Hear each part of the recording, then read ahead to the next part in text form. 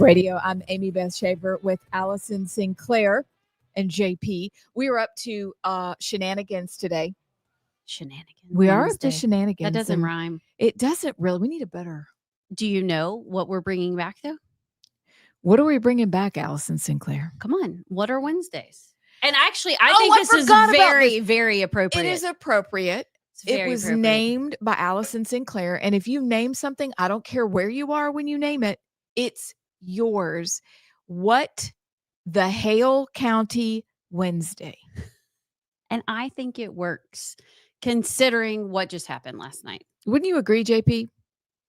I don't know what the Hale County is, but is it just where we say what the Hale? Yes. Okay. Yeah, because there are kids in the car. Yeah. And so we wanted a way to kind of protect their precious ears while expressing ourselves. And we do plan to do an election postmortem. And we know y'all all have thoughts about all the things. But welcome Wednesdays will be, especially Wednesdays like this. Allison? What are they going to be? Just like what the Hale County? Do we need to make a sound effect? Yes. Or one of y'all just says, where is Hale County actually? I don't know. Okay, so if you go to Tuscaloosa, it's to the left. It's beside Bibb County. And there's Hale County High School, Moundville. Mm-hmm. And so it's like on on your way to Tuscaloosa. It's south of Tuscaloosa. Well, this is kind of where my son's about to move. He's about to move to the D-Mop. Oh, he's going to go there. Yeah. That's her other son. She has 2 sons and 2 daughters. And they're moving. Yeah. Well, one of them's moving. But what the Hale County Wednesday? Because what happened in New York City? And Virginia. A blue wave. And in California will make you say, what the Hale County? That's right. So join in the fun. We look forward to getting your texts, your calls, perhaps your calls, mainly your texts, because there's the text lot line. of things to talk about today. It's kind of, have y'all walked around? I know we have to tell the story of what's behind us. I wonder if anybody noticed, if anybody's watching online. Do y'all see? We should make the online viewers guess. What is different? What is different on today's show if you're watching on the live stream? Yeah. That wasn't there yesterday. Yeah. That's a good, because what do you think? they have no clue how hard they don't. we worked for They don't that. know the whole backstory. Like I even had to girl math it and try to explain myself. No, you did a great job. At the Walmarts. And this guy came through. He helped me. He helped you? Did he say, do you need help, little lady? Why are you out of the kitchen? And I said, because my husband has let me get out. Are you trying to do technical things? I'm going here and I want to go home. You could help me. And he did. Meatloaf. Meatloaf and mashed potatoes. So I wonder if y'all notice why I went to the Walmarts today. I didn't even get any food there. I got something else and a backup. But we'll let y'all tell us what it is. I'm really impressed. We also have killed a wasp in here already. I didn't realize how scared of wasps. Listen, do you have a bad history or something? Did you happen? get that is like my one childhood fear I've not outgrown, and I think is really the only fear that I have. I do not play with wasps. They are demons. They seek to kill and destroy. And when I was here today, in the chaos of other stuff, and I just heard like in the plants is, and I was like, I said, "You've got to be kidding me!" And then I made Amy Beth kill it when she came here. Yeah, I did. Allison held the chair for me. Well, I didn't. I did offer, but I do think it's funny when I walked in because I was here first, which is a rarity. Hold on. Let's all have a moment. Let's hold space for Allison. Clap. I am always late. But anyway, I was here and the first thing you told me was about the wasp. I didn't go after it. Amy Beth walks in, goes straight for the wasp. I was really impressed. But I told, we have beams in our house, okay? And they may be painted, but I'm used to the wasps and I have to leap for the wasp because I've got little granddaughters and I have to make sure that they're very dead so that my little girls don't get bzz. Okay? I do wonder, like, can you suddenly become allergic to things like that? I don't know. Because I've been stung before and nothing happened, but I have a fear, like what, you know how they say your cells in your body change and turn over every 7 years or something? Yeah. Like and that's why you kind of get allergies to things that you weren't allergic to. Yeah. Like I can't eat I can eat shellfish, but I can't eat fish anymore. Wait. Can you not eat fish because you swell up like a balloon? Or Oh, you no. can't eat fish because you hate the taste of it? No. Like I just throw up for hours. Wait, you're really allergic to fish? Yeah, like, and I thought maybe it was just sea insides, you know? Yeah. Thought maybe it was just the sea insides. So I made it through that night, missed family pictures on the beach. Which is a big deal because she's missed I picture. had my outfit. I was matching. Anyway, it was yakking. So then I just thought it was where we ate. And turns out I tried again and it is not. But it's weird because I've always eaten fish, but I can't do it anymore. And then one day, Shazam. Maybe we have a doctor that listens that can tell us these Maybe things. somebody who is related to the stomach and can tell us stuff. Does the stomach control your histamine? Go on, I'm just making stuff up now. I don't know. You know what? He's lived with me so long. He knows that Yes. I try to put things together and he's like, that's not how that works at all. He's very patient. And he's actually home. He should be home by now watching. So I bet he'll text us and tell us. He may even call us in the break. Good sir. Good doctor. So good, sir. We would love to know. But we've done all the things today. And when we finally go look at the text lines in just a minute, we will wonder if anybody notices the work we put in for the thing that's behind us. John from Huntsville on the YouTube asked if it's the bouquet of flowers. It's not. It's not the flowers. Those flowers are from Jared Sinclair and Allison's leadership team. Yeah, isn't that sweet? The local leadership So team sent us sweet. flowers. They did. That was They're so very pretty. nice. And then the other one is Amy Beth. They all kind of match, which is weird. So pretty. Because you picked up one and then anyway, nope, it's not the flowers. They done been there. There's something But else. he just didn't notice. It's significant. And our husbands are not allowed to answer this question because they already know. I wonder if our friend who texted us just a minute ago, well, he probably wouldn't guess because he didn't see it yesterday. I didn't see a text. We get all these texts during the show. It's super fun. Thank you for texting us, friends who have our number. We love it. It's fantastic. Okay. Oh, no way. I know. So here's the deal. Do we even have time for what's if coming? we do it like in Right. the next 30 seconds. Yeah, we Okay. do. So we have our spot. Allison, what are we going to do? It's stand by for news. Stand for news.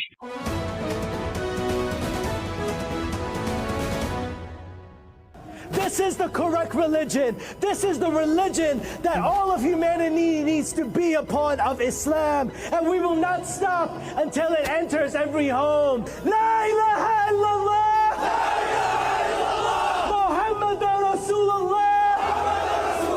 There is no God worthy of worship except Allah. I am young, despite my best efforts to grow older. I am Muslim. I am a democratic socialist. And most damning of all, I refuse to apologize for any of this. And the true believer knows that none of this is in vain, that this is all jihad, that this is all ibadah, and that this is all counted for by Allah subhanahu wa ta'ala. And so the conversation of doxing, the conversation of getting arrested and suspended, I think it's time for Muslims to start to say, all right, so what? Do what you want. I'm gonna do what I gotta do, because it's about time to do that. These people have been so indoctrinated through the New York public school system and private school system which they've been taught by terrorists. Okay, that's what's formed them, and now they're going to have a government. They're going to have a government that they believe in. They're going to have a government that it's not just free stuff.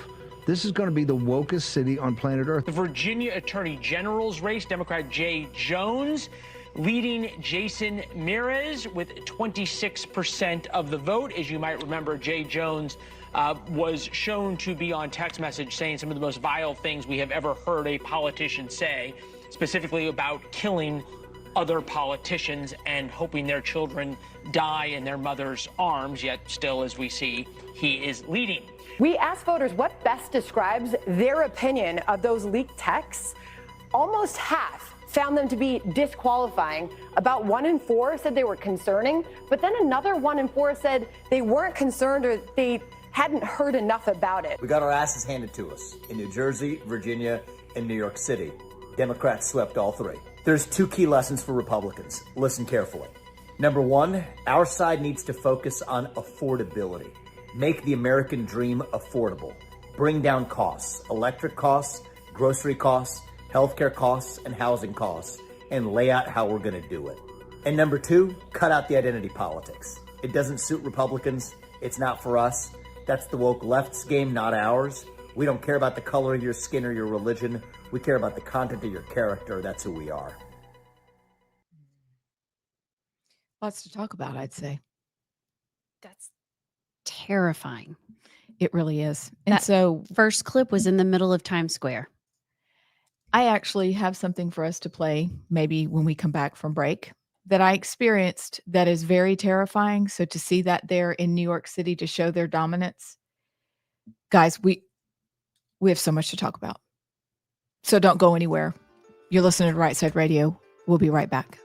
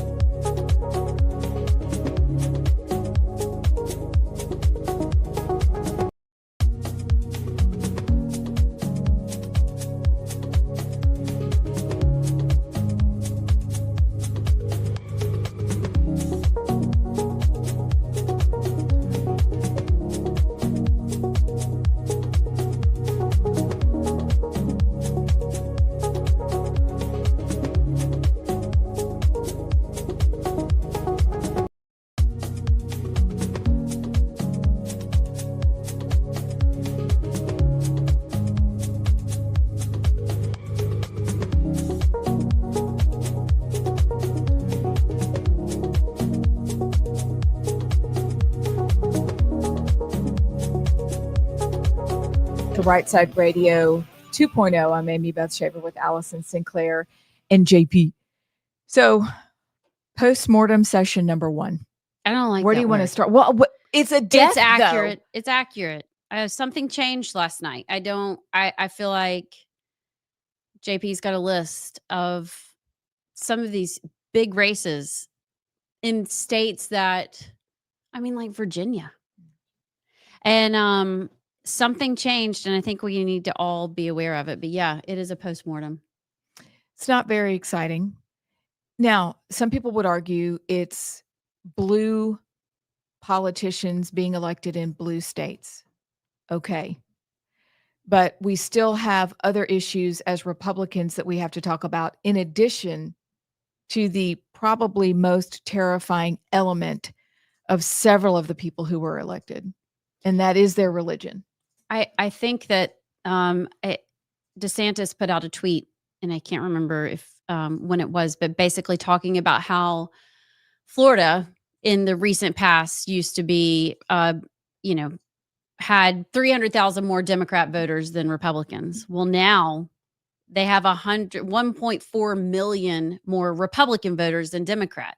And what is terrifying about what we're seeing happen is that the Republicans are fleeing these blue states. I don't blame them, but there's really no chance of a red win in a lot of these states anymore because the Republicans have left. And so what we're watching is literally the divide. There are two different Americas that are emerging. And we've said it for years. We are not fighting for the same America. They are fighting for some version we don't even comprehend. So let's don't pretend we're on the same team. We're not. Those days are over. And if you still think you can work with what happened last night, you're delusional or you're one of them. But this is only going to get worse in these blue states because the red is leaving, and I don't know how we get it back. And it's sad to think. I don't know if we're past the point of where we can save it, but we're really, really close to where I'm not sure we can recover.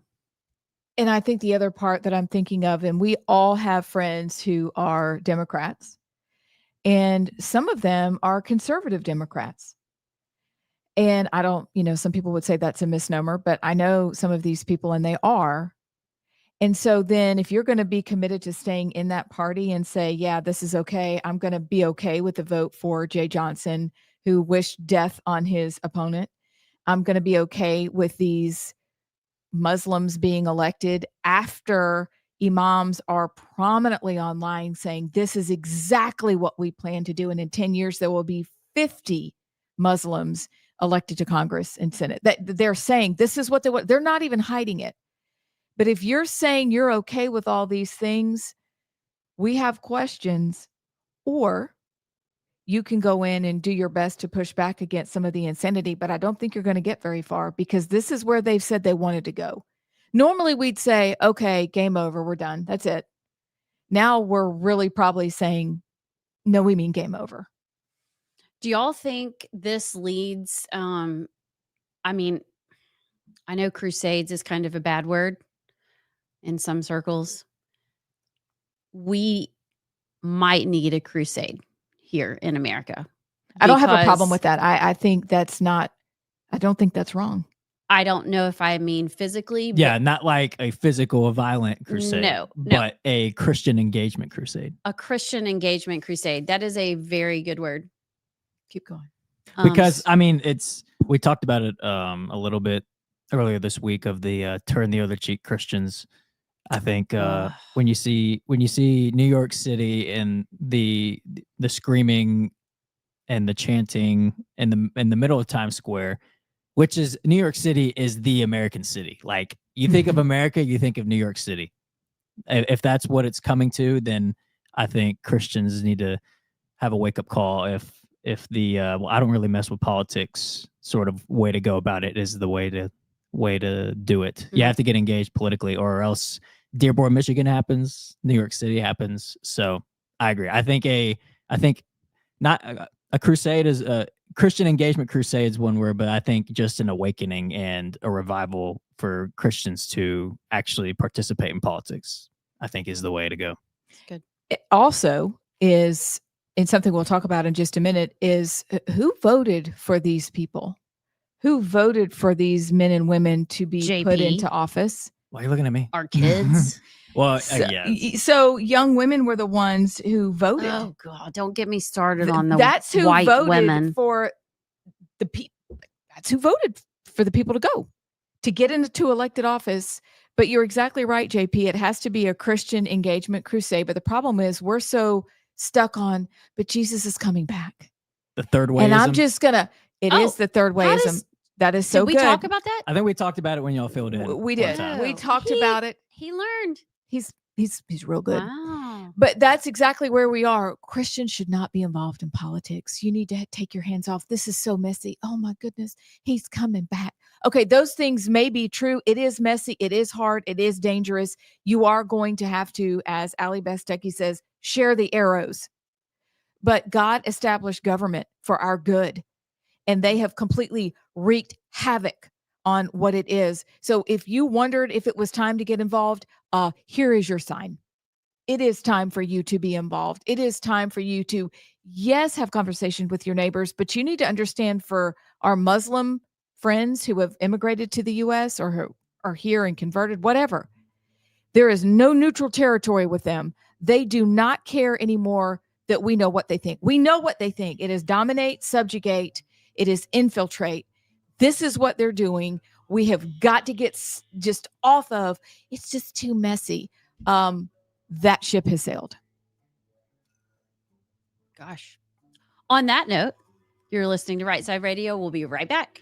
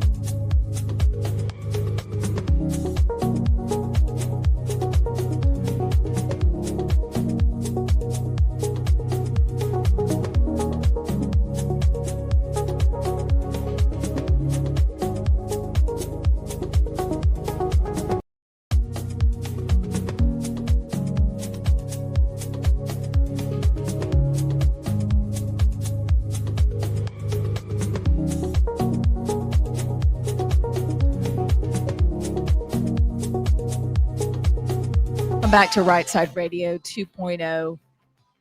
I'm Amy Beth Shaver with Allison Sinclair and JP. So a friend has just sent something. Y'all. Okay. A friend just sent a Shein advertisement that showed up on her feed. And it is a straight, I don't even know what you call that. I mean, it is become a fashionista, and it is what do you call those? Well, it's not a hijab because it could be a niqab. I don't know. It is, but what's the? I mean, it's a full Muslim covered up, all garb. covered up hair. See, even when I was young, maybe have a moment, and please, if you're in this sect or whatever, don't get mad at me. But it always bothered me when you would see women walking way behind men. Perhaps it was the Mormons in Utah or whatever, that they were dressed a certain way. Even the Amish. I've been to Amish country and a little fascinated by that. This takes it to a whole nother level, that you want to cover women up because they tempt you, except you want to have 72 virgins in the afterlife if you are volunteering yourself as tribute. So women are okay there, but not here. And here you want to have as many wives as you can, and you can abuse them and do whatever you want, but we have no rights. Let me tell you something right now. Y'all are going to laugh, but it will be a cold day in hell before I put on Hale something. County. What the hell, County?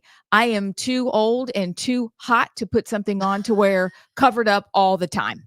Okay. So it will be menopausal women who actually fight back. We will save America. We will. I'm not wearing that. I'm not wearing I'm that. not doing but y'all, this is in America. This person lives in America. She lives in Alabama. She lives in Huntsville. And on her Shein feed, become a fashionista. Buy the Muslim outfit. I guess it's a hijab. And like the gown. What the heck is happening? This is terrifying. I don't get it. I don't like it. I don't get it. I'm tired of being nice. Please, someday, let's do the turn the other cheek. And be nice. Well, which actually doesn't mean what it says it means. Yes, exactly. No, That's it what I was- doesn't. yeah. It doesn't. And like, y'all wake up. And it kills me because we have the Islamic Academy of Alabama is in Homewood right now. They have a school there, and they're wanting to move to Hoover, which is close to our houses. Y'all, it's not this is creep. This is what happens. And they're on my social media page, and they're saying how excited they are to be in Hoover and how nice they're going to be, but you know what's going to happen? They have to play their prayer 5 times a day, which actually do you have that, JP? I do. This is what Meadowbrook Office Park is going to hear 5 times a day. We are coming into Istanbul, Turkey.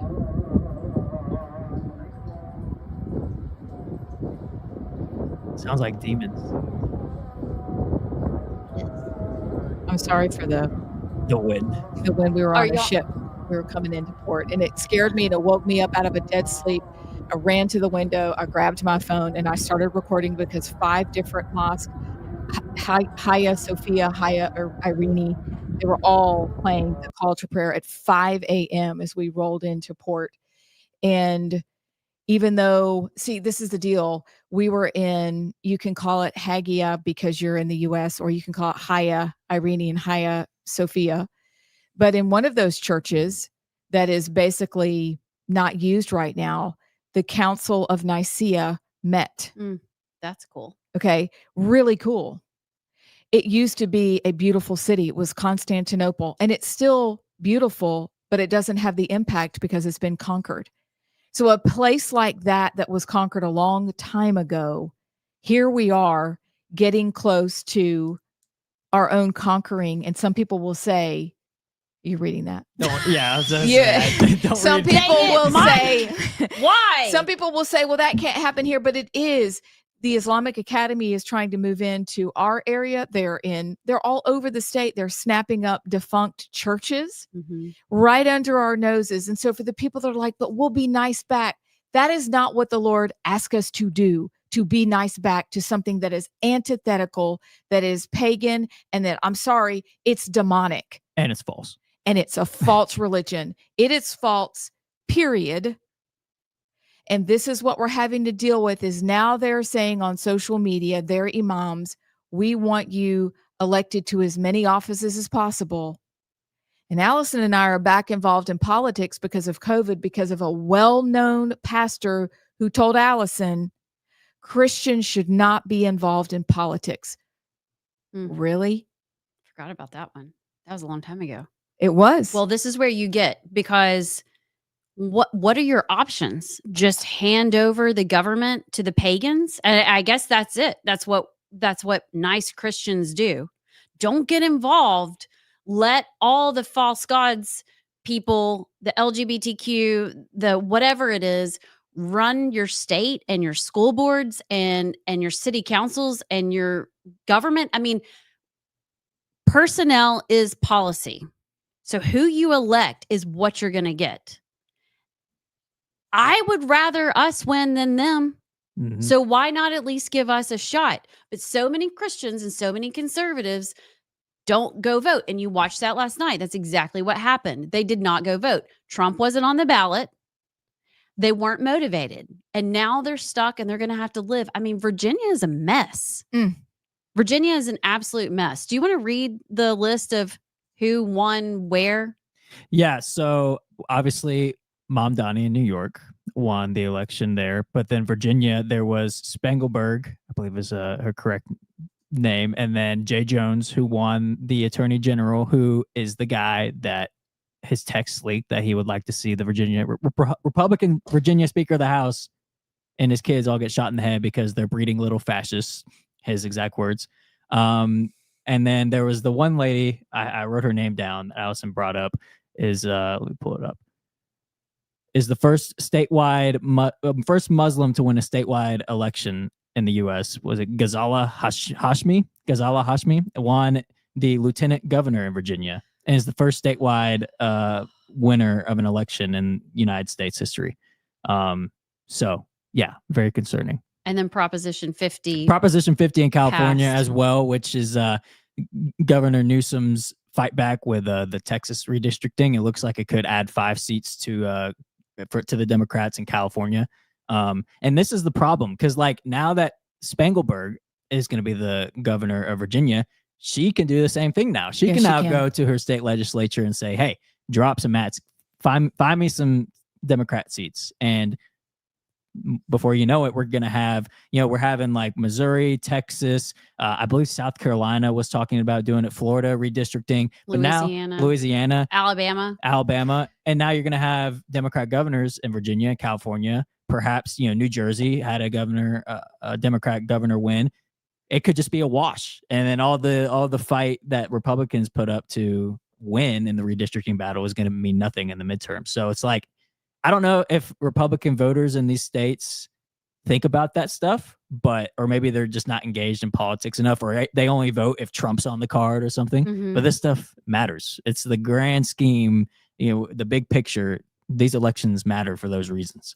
They do. And I hope that elected officials in Alabama remember that as we head back into this whole redistricting issue and what kind of trouble we might be in, because you said this last year when we were dealing with this issue and getting our maps redrawn. Guys, this is what they're going to do to you when you are not in power. Mm-hmm. They are going to go get it for themselves. And we're stuck over here going, oh, they wouldn't do that to us. We need to. Fair. That's not fair. That's not nice. We've got to be above board. I don't know where you're living or what rock you decide to sleep under, but the time is right now for you to gird your loins and get after it. Fortune favors the brave. Where are our brave people to say, we're not doing this anymore?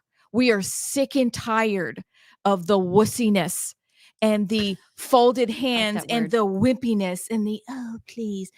Allison's favorite word. I'm about to say it. I'll say milquetoast. I won't say the other one. Milquetoast panty waist. Oh, gosh. We can't say that. But we are sick and tired of it. So not only have we to be sick and tired, but we're asking you to gird your loins and get some backbone and fight for the people of Alabama. But then we on our side have to decide, what are we going to do about it? Because yesterday's theme was strategy. Today's theme has to be strategy as well. What are we going to do about this? How are we going to stay at those city council meetings? How are we going to stay at the state house? How are we, and by the way, I have an idea for that for all of us in the audience. How are we going to deal with this? Because we cannot count on them to do it for us anymore. Yeah. That ship has sailed as well. Well, I'd like to add something too. We're talking about with the calls to prayer in New York City and Dearborn. I don't know if y'all know who Mehdi Hassan is, a Muslim influencer, I guess you could call him, commentator who's also came here from England, I believe. And he did an interview recently where he said, well, if you can have church bells played loudly, then calls to prayer is fair game. And I think that card with Christians, they see that and they go, well, he's got a point. You know, we do have a separation of state and church. They can kind of, I think it's time for Christians to push back on that, because Christians built America. America is a Christian nation, and it's written in our Bill of Rights. It's literally physically written on the Washington Monument. I think it is absolutely correct and fair for Christians to say, no, actually, in the public space, America is a Christian nation. And you can also say Muslims are allowed in America, but they are guests in a Christian nation. Mm-hmm. And I'm not saying Muslims, like I know Muslims that are great people. And you know, so I'm not saying Muslims don't have a place in America, but in terms of public discourse and public, you know, calls to prayer, Muslims are guests in a Christian nation. And I think Christians need to wake up and actually have a little bit of a backbone to say that, because now we get Virginia in a spot that it's in, and they vote in people like Jay Jones and the first statewide Muslim to win an election in U.S. history. Virginia, the state of George Washington, Thomas Jefferson, Robert E. Lee, Stonewall Jackson. Like, this is what it's come to. And it's because Christians are too afraid to push back and say, no, actually, America's going to stay a Christian nation. I think it's fair. Can you imagine? I know we have to go on a break, so I won't get all riled up. But can you imagine if we went to a Muslim country and stood in a town square and said, we're going to take this country over for God, for Jesus, the actual God? Yeah. And we went over there and said Yahweh is the only God worthy of worship, not Allah. And we're going to take over your government. I mean, we wouldn't last 36 seconds. Mm-hmm. We would be done so. But yet we have to stand here. You know, it's like everybody else can have their own borders, their own walls, their own national whatever, but America can't. Mm-hmm. And we just sit there and go, okay, you're right. You're right. Yes, ma'am. Separation of church and state. We need to get on that one too. That's a good one. Mm-hmm. Okay, I'm done. So we're going to go to a break, but don't go anywhere. We'll be right back.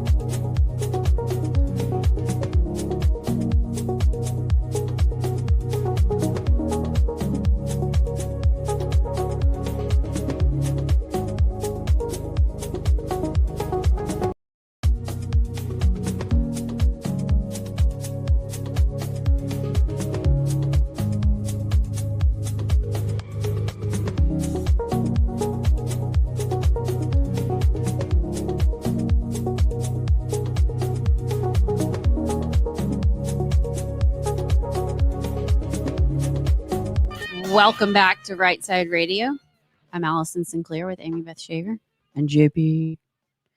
We kind of got into a heavy topic, but I think it's a really important one today to really go through. There's so many nuances, but yet not. There's some things that, we say so many things in America. Like, what was it that we had to research?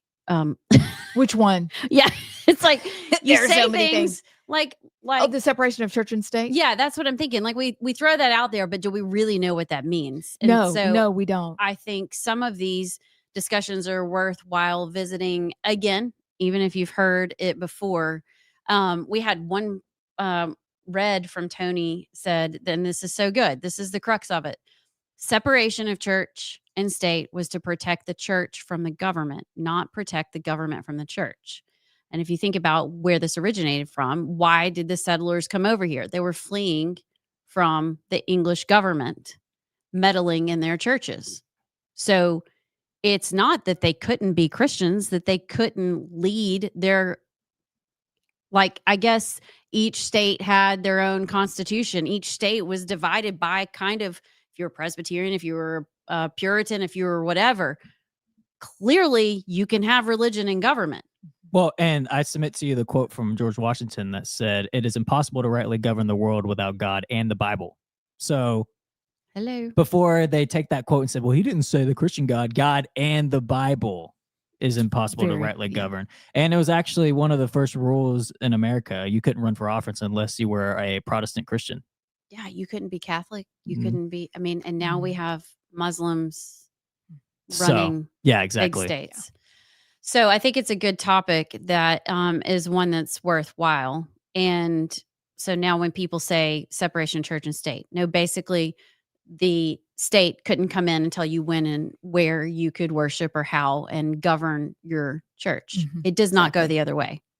And I it goes back to what we were talking about, that personnel is policy. Somebody's worldview will win every time. Every time. Despite not realizing that they will, you're exactly right. They will win. I think you said this, the myth of neutrality. Yes. There is no neutral ground. There is no neutral governing. And so you're kidding yourself as a Christian if you say, I'm not going to get involved in politics because, you shouldn't impose your values on the people.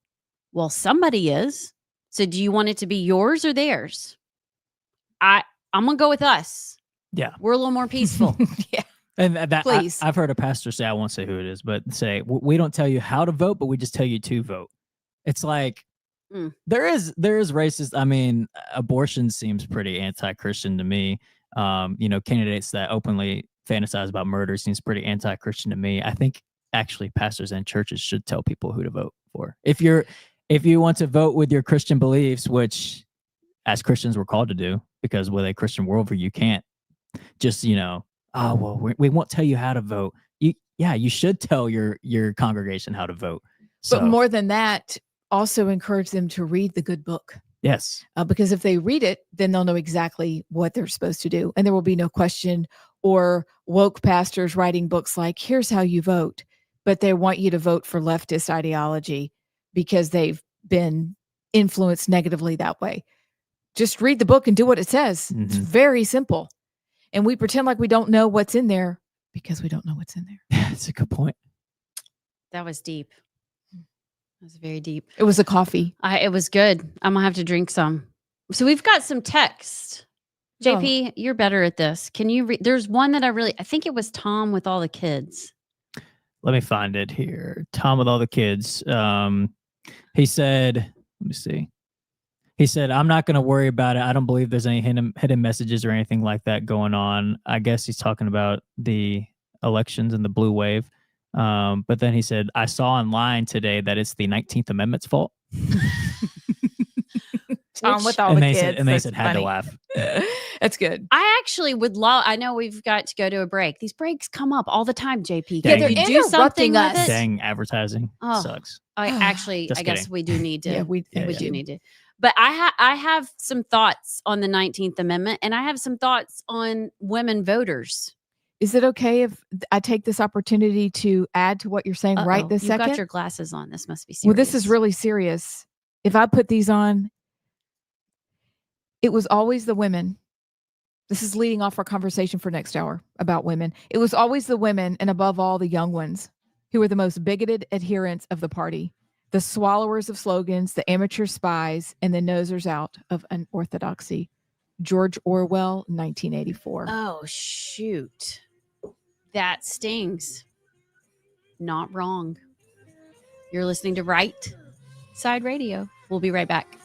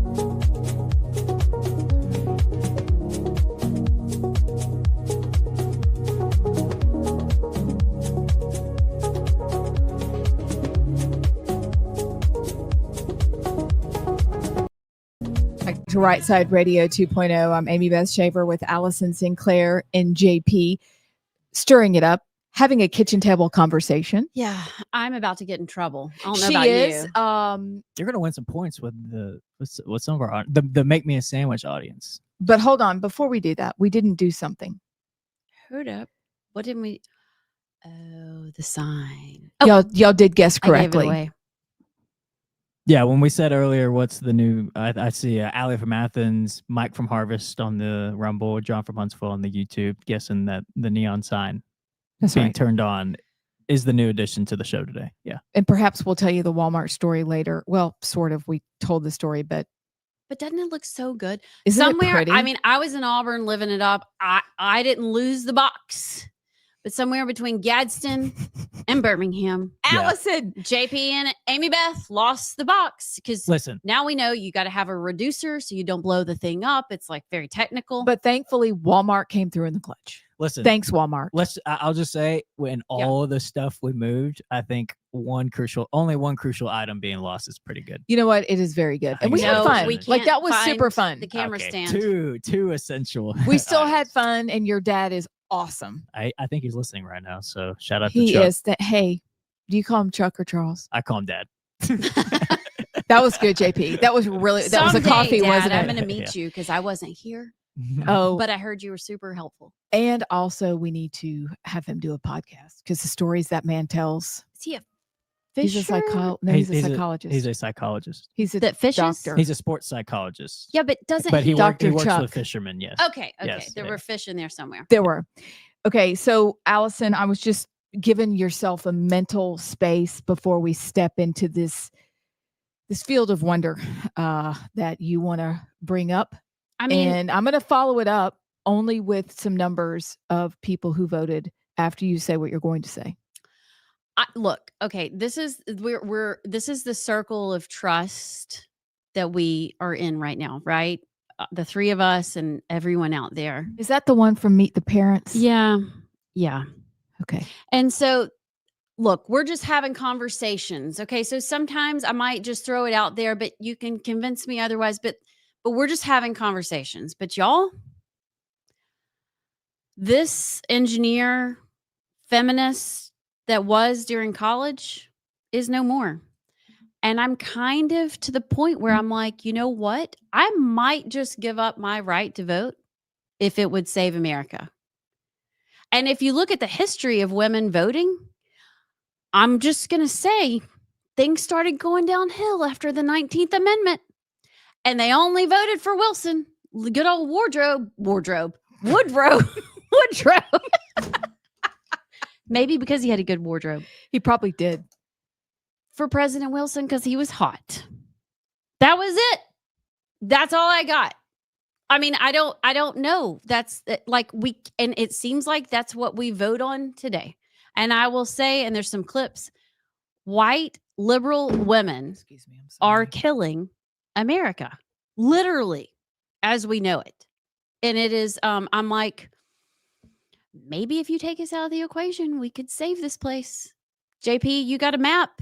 What does the map say?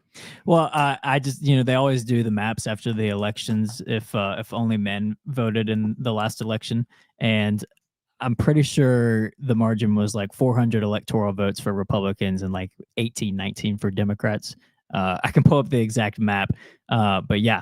And by the way, there's also a exit poll from the Attorney General's race in Virginia. Mayoris was 58%. Or AKA plus 18 with men.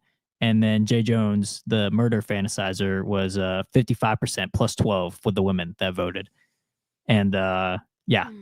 So how about this? Todd Erzen posted somebody talking about women from last night. To your point, 81% of young women were for Mamdani in New York City, 80% for Cheryl in New Jersey, and 78% for Spanberger. But I like Spangelberger better. Spangelberger, yeah. 78% for Spanberger in VA. So my question is, why? Oh, I know why. Well, yeah. You go. Well, I mean, my personal opinion on, you're asking why women are so much voted Yeah. for. Yeah.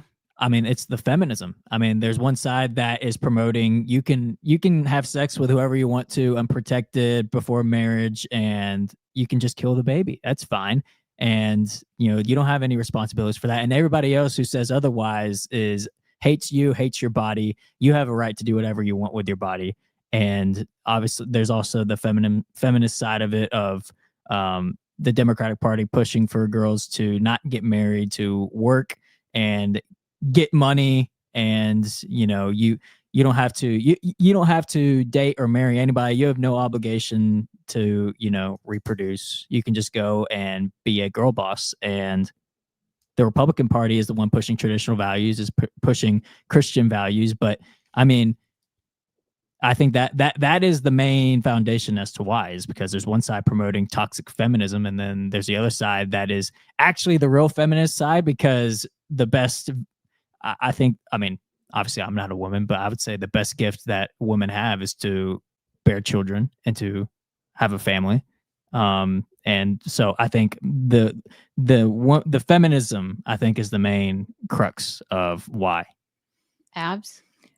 Adding to that, and I agree with you, there's a couple other things. One, if you just look at young women in our education system, and we've had some experience with this where people leave home and then they change along the way because of what they were influenced by. But if you look at the entire system of education as a whole in Common Core over the last 25 years, we've turned classrooms into advocacy factories.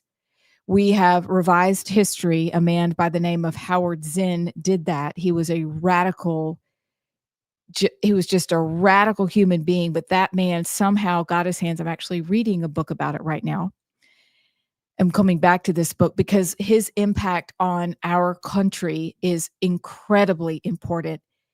He revised from the beginning, starting with the founding of America forward.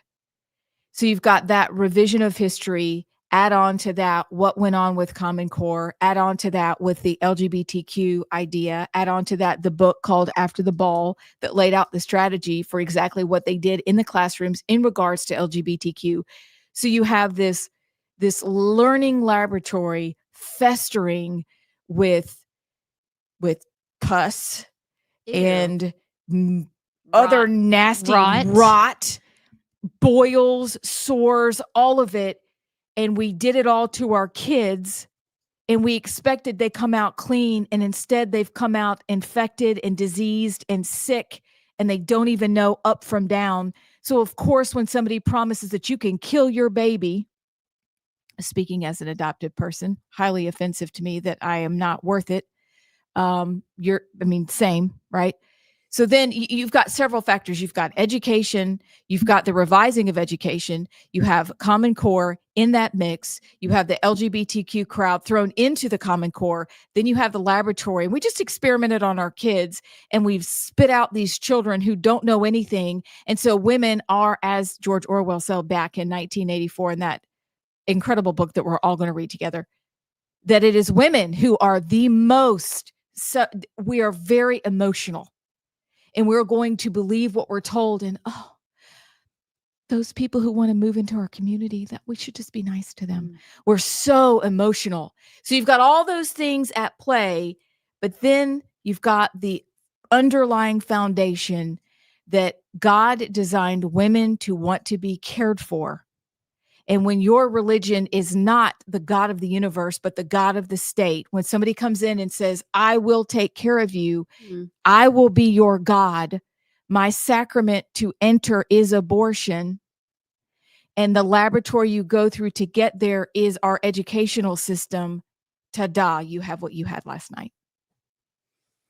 I think, and I mean, I'm going to kind of make a joke out of it, but I really don't think, I really think it goes back to the garden. Adam and Eve. Absolutely. And Eve were just kind of ruiners, and we want to be in charge, and we want to take control, and we're emotional, and we think we know better, and it leads us to destruction almost every time. Look, there are caveats here. God used women all throughout the Bible to do a lot of times the work of what the men weren't willing to do. But when you have these women that are in these power places, I don't think that is the way God designed it. And we have to be really careful when you get into, like, I've never been a fan like of a female president. That's a whole other discussion. But you just have to be really careful as we go forward. But right now we are in a place, oh, I'm going to get in so much trouble, where men are not stepping up. We need men to be men, and these women need to sit down. But until the men are willing to stand up and do the hard things and say the hard things and run for office and speak at school board meetings and stand up for their girls that have males in their locker rooms, like I mean, just like the basic things, until we have men, which really goes back to the church, doing these things, women are standing in the gap. But I can tell you, we're kind of tired. We don't really want to be here. We really want to. Oh, do we want to talk about the pig? Yeah, you need to homestead. I think Okay. I found Abs a pig. Wouldn't you love to go play with your chickens? Yeah. Do your I things? love my chickens. So there's some tension there. I just think it's a really good discussion, talking about where we are and what happened last night and where we're going. Makes me a little nervous. We probably should take a break. I think I might just leave. Okay. I might just go home and be done. You're listening to Rightside Radio. We'll be right back.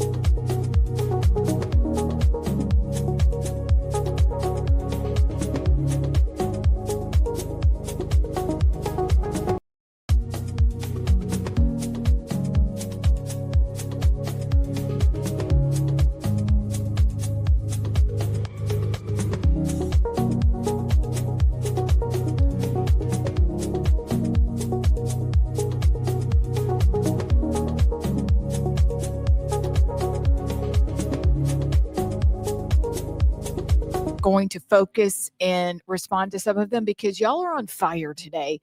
Adam from Athens says Dale Jackson once said only a married woman should be able to vote because their husbands would tell them who to vote for. I don't know about y'all, but my wife would vote for the other way just because he's not wrong. You know what's so He's not funny wrong. is that Jared, my husband, and I will always vote the same in the general election, but we never vote for the same person in the primaries. Same. You're proving his point. Same. We sit there and talk about it. It's not a You voted for Kamala, didn't you? well, no, You weren't supposed to know that. Kamala. Sorry. I always said her name wrong. Mama. But I don't know why. It's not a rebellious thing, but it's just kind of weird. So maybe there's something to that because back in the day, there was one vote per household and you had to be a landowner and you had to do all the things and that was it. So you had to come to a consensus to vote. Because when you give free people stuff these days, they're going to vote for the person who's going to keep giving them free stuff. They're going to vote for Here daddy. we are. They're going to vote for daddy every time. So I really, let's see, who else? Why are women, what? Yeah, that Mike from Florence. How many of the women that voted for Mom Donnie there you go would also date a charming beefcake, even though they knew he was a player with several kids by different mamas and has a history of being abusive?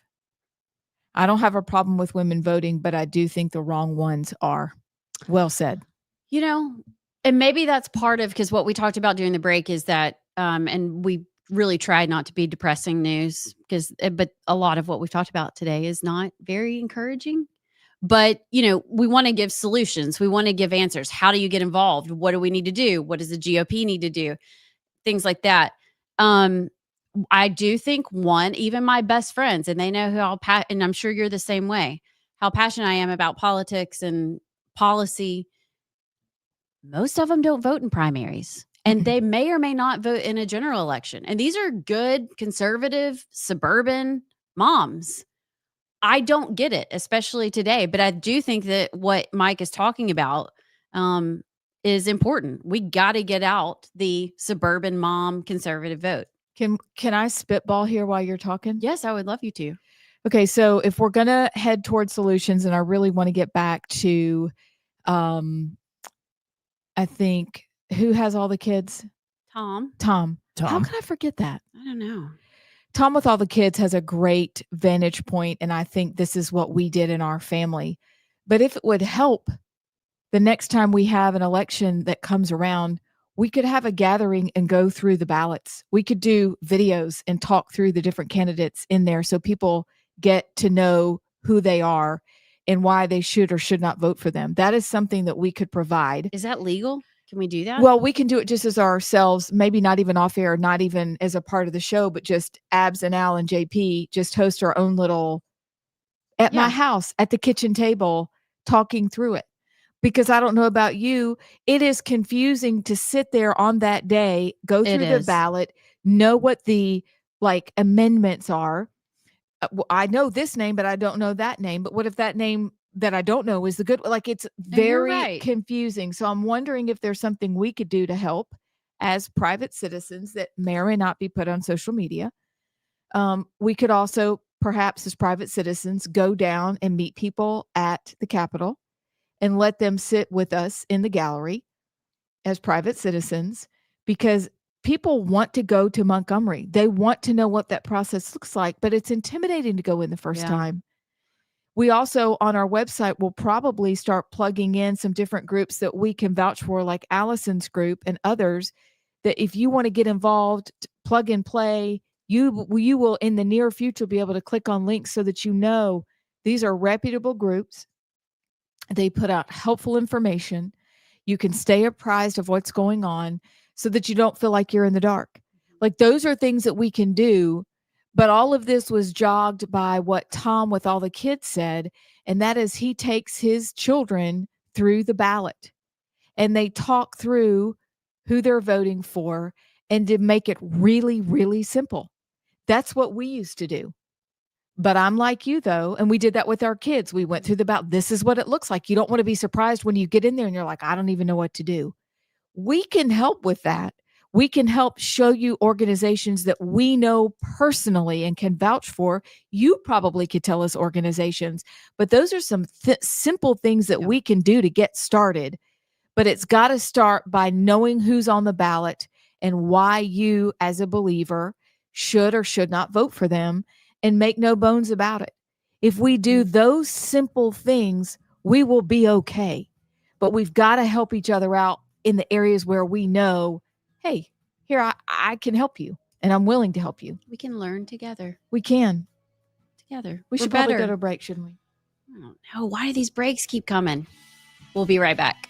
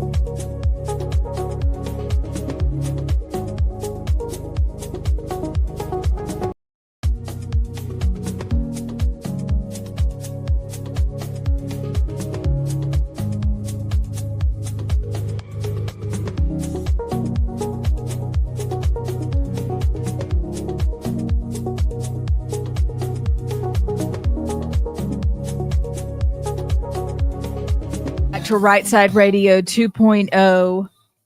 Allison Sinclair. What? Uh, Am I in trouble? You sound like my mom. you're not in trouble. Okay. I need your brainicle. I love that you say brainicle now. You taught me to say it. It's a great word. So, all right. What's the hope? What's the call to action? I think first things first, get your family in order. I think we've lost so much of America has fallen as the family has fallen apart. And I come from a divorced, broken home. My dad left when I was 3. So I really didn't grow up with a dad.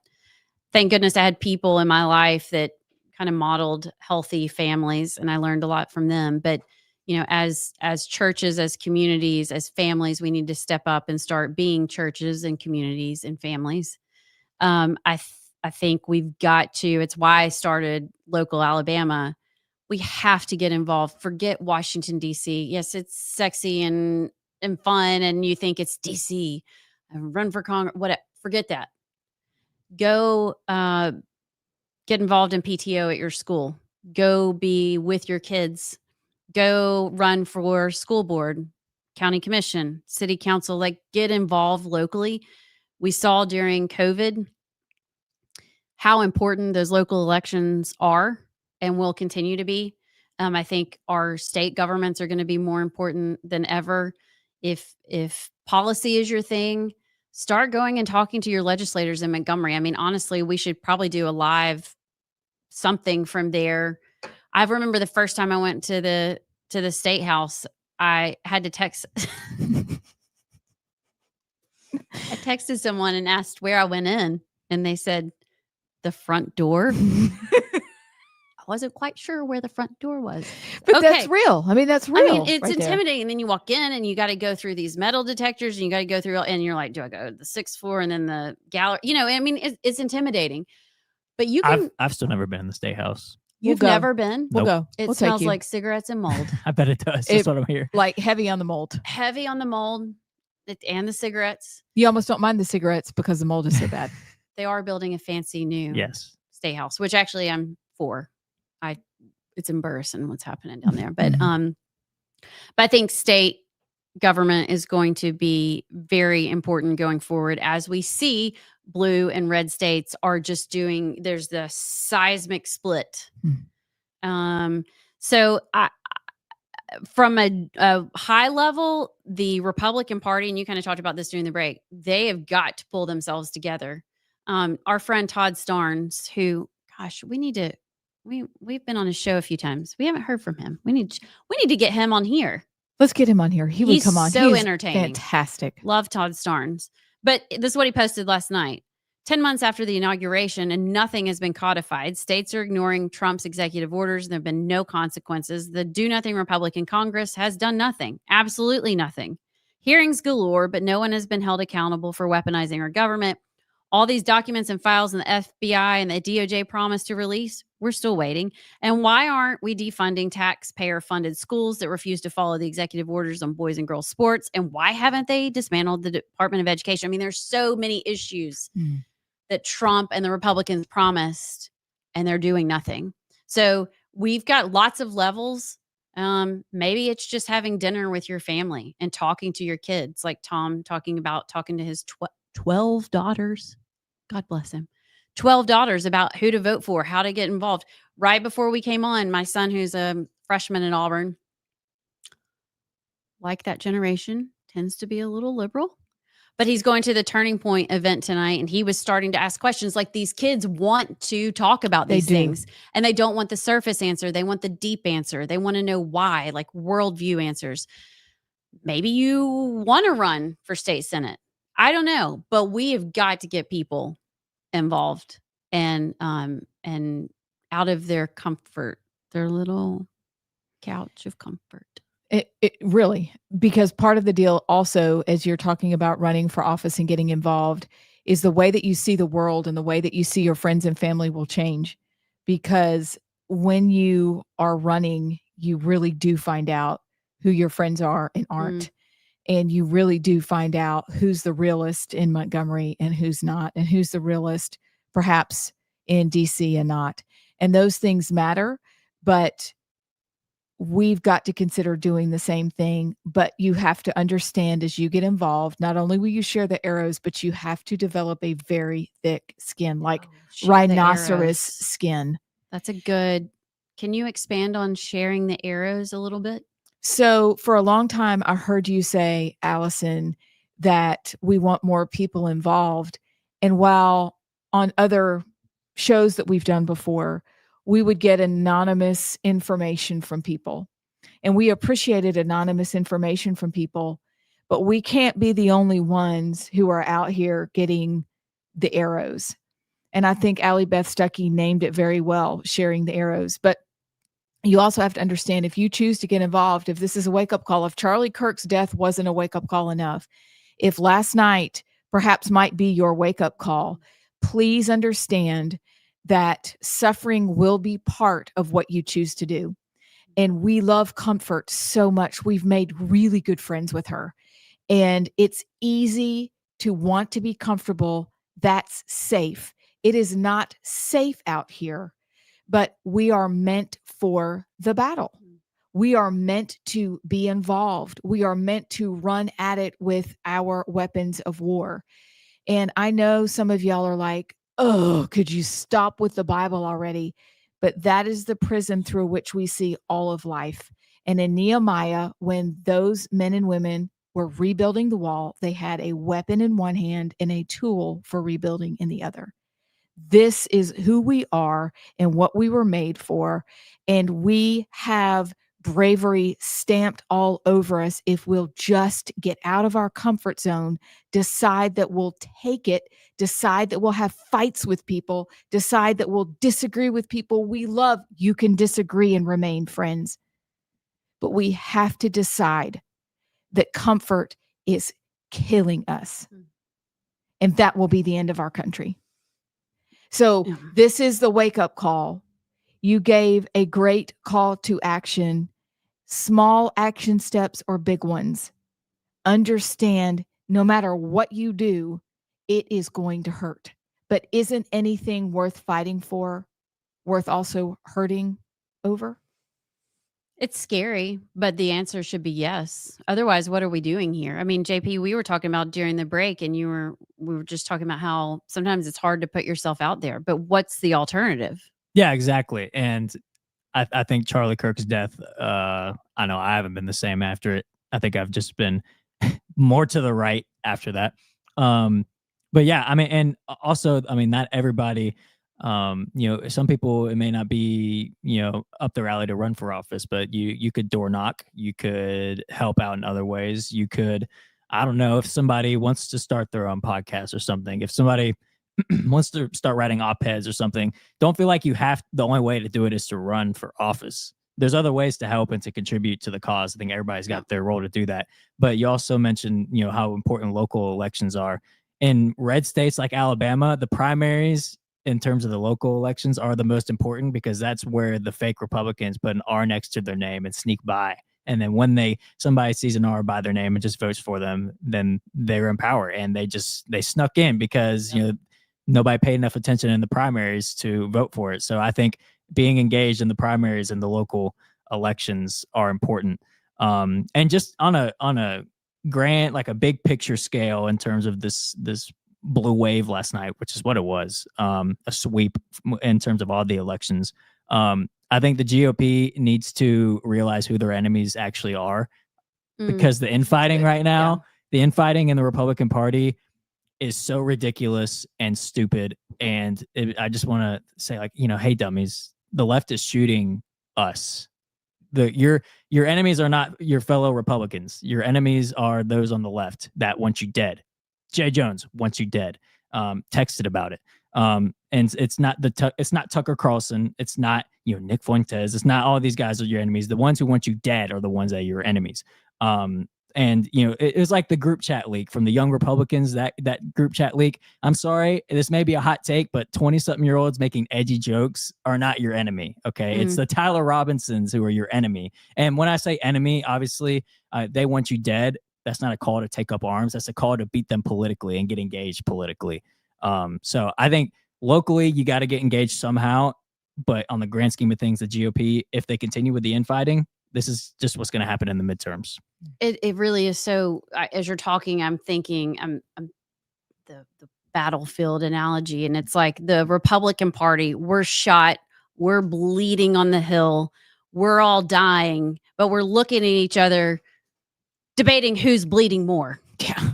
Meanwhile, the enemy is coming in faster and faster and closer and harder, and we are fighting over who's going to die first. Yeah. Or whatever it is. I mean, it's the most ridiculous thing.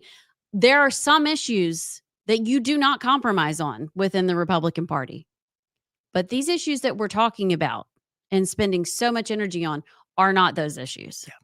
So I'm with you. I love to, at some point, I'd love to talk to you about kind of your generation as the moms here. Like, how do we, what are you like, how can we help you as parents? You know, if we're looking at our kids, Tom with all 48 of his kids, where are y'all in this?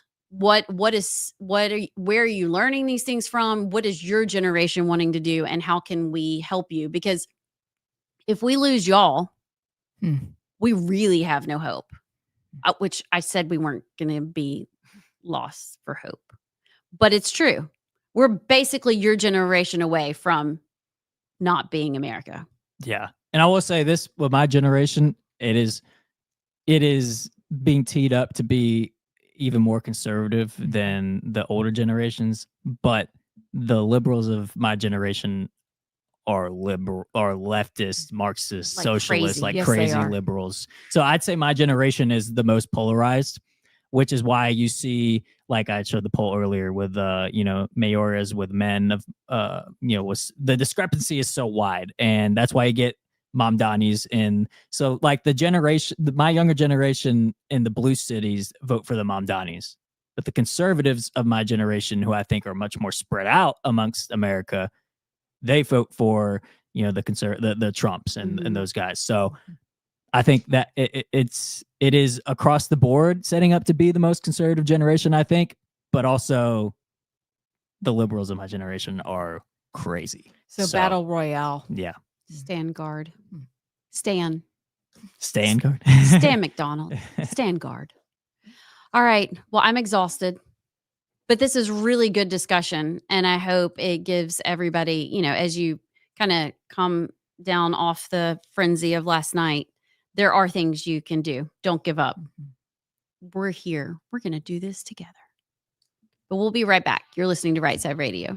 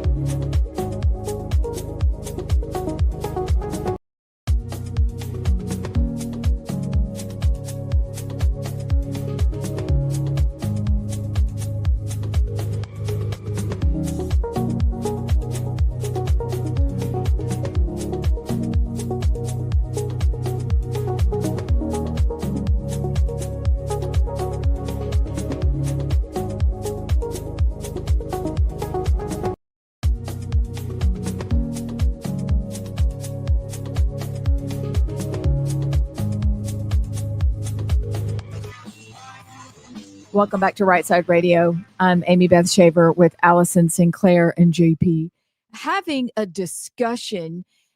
And I don't know about y'all, but we're a little exhausted. So we're going to take a break because, listen, at the 4 o'clock hour, there will be some hot flash news. And at the end of the day, there is going to be the exit question of the day.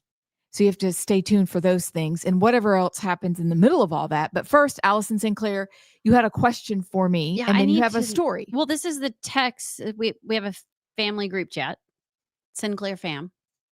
And this is We're called Shrekcast. That's funny. Do you have one, JP? Yeah, ours. So our dog's name is Tate. So our name is Tate's Tots. That's our family group chat name. I love it. Tate's Tots. His real name's Tater Tot, which was what his name was. Oh, that's cute. I like it. That's what his name was when we adopted him, but his short name is Tate. So yeah, Tate's Tots. Okay. That's All right. cute. It makes sense once you explain it because Yeah, at first it's kind of weird. Okay, so this is what I wake up to. I love dots. A picture of a horse and a pig. Jamie. I don't even know who Jamie is. I don't know a Jamie. Jamie has a pig he's trying to get rid of. It keeps coming onto his property and he wants it gone. If anyone wants it, he will bring it. He said as a pet or to eat. Then my husband says, "Do we want a pig?" Y'all, we have no business owning a pig. It's a cute little pig. It's black and white. Allison, that's a big, Well, no. Look Big at the horse. pig. I mean, the horse is way bigger. but Allison, that's a big pig. But I mean, okay, first of all, do black and white pigs just run around the forest? No, those are- I'm sure they're those are bred. boars. Okay, so specifically. that's like somebody's pet pig that keeps coming to Jamie's. I don't even know Jamie. I guess Jamie has a horse farm. So I thought of you, Abs, because you've got chickens and you've got sourdough. You might need a pig. Well, I think I was planning on a goat before, but apparently they eat everything. So, I mean, I could do a tiny teacup pig, but that pig is as big as my giant. I have 3 bull mastiff dogs. Really, Yeah, I love them. bull mastiffs are awesome. Moose, Bear, and Buffy. They're actually, Buffy is buffalo, Bear is a bear. Chris names them after large land mammals. Uh-huh. And they are our favorite dog also because Chris said he wanted a dog as big as he was. And my husband's very tall. 6'8", yeah. 6'9". 6'9", sorry. Mhm. So Is that I'll a have no to on a ask him. pig? Well, I'll ask him, honey, can we have a pig, please? But Jamie also said you could eat it. Well, But I don't know if you can eat that after you've seen It's it. cute. Yeah, Like my it's cute. parents would slaughter some cows, and I'd be glad that I didn't know the cow before I ate the meat, which was delicious. By the way, do you have any chickens? I have 3 left. The rest of them Is have Randella been ruined. still there? Yeah, By the way, kicking. we just got a comment that said, "Is that pig as big as Miss Wilma sounds?"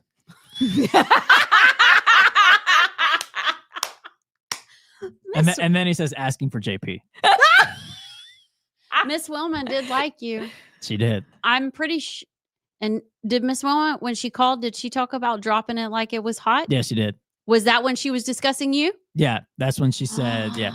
Yeah. JP, you have a secret admirer. Well, it's not very secret. Oh, well, you have a She- very public admirer. She might be a little too old for me, but Okay. Well, you don't know. You never know. And love is love. You No. can't stop it. And love is love. no.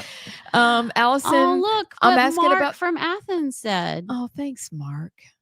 Mark you. said, wait, Mark said we had a great show. Well, we've still got an hour. Don't give Yeah, up. there's We might always change our time. mind. Great show today. It has been, I think, and that's what I hope this show will be, is just us talking, just having a conversation, probably asking all the questions that y'all are asking. And I don't know, we may come up with the answer. We may not. We may disagree. We may all agree. I don't know. But there's so much going on. And a lot of times I feel like you don't really have people that you can talk to. I mean, like half my family. I mean, my dad and I basically got a divorce over Donald Trump, which is funny because he already divorced my mom when I was 3. So you would think we'd be done with that. But I mean, and he is a flaming liberal that lives in California. Great guy, super fun.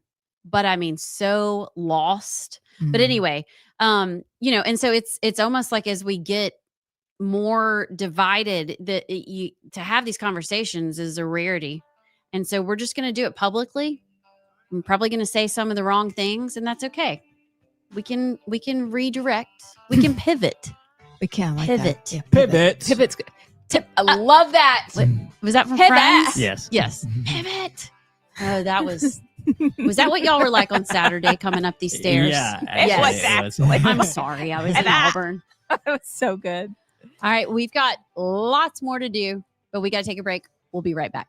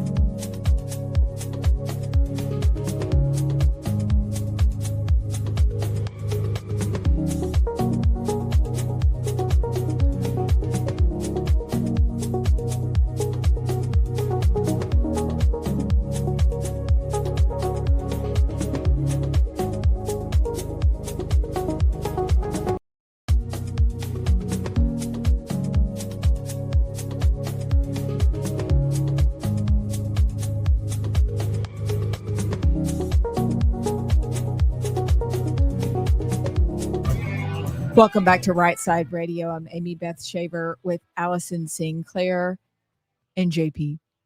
So it is time for one of my favorite segments of our show. Jim's going to love this. Oh, Jim. You know, bless you, Jim. Jim. Um, Jim's going to love it. Yeah, it's going to be his favorite. So it's hot flash news. Allison, what do we do with your hot flash news? Well, this is actually the first time that it's going to be kind of what hot flash actually is. Okay. So I'm just going to read a headline, and y'all get to decide if you want to talk about it more or not. Okay. And if you don't, I'll just move on. Hopefully you want to talk about some, because like I don't have a super long list. But the first wait, no. We've got an introduction. We got a sound effect I made for it. Because I've never had a hot flash, but I'm pretty sure this is what it feels like.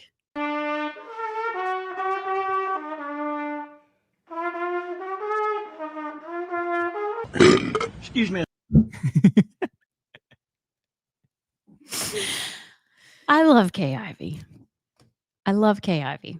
I feel so bad because that's not the real burp. It makes it sound so much Is worse. it really but not? It's funny. Okay, it's funny. We'll But go with just it. go Are find you the sure? other burp. Yeah, but the real burp is not as pronounced.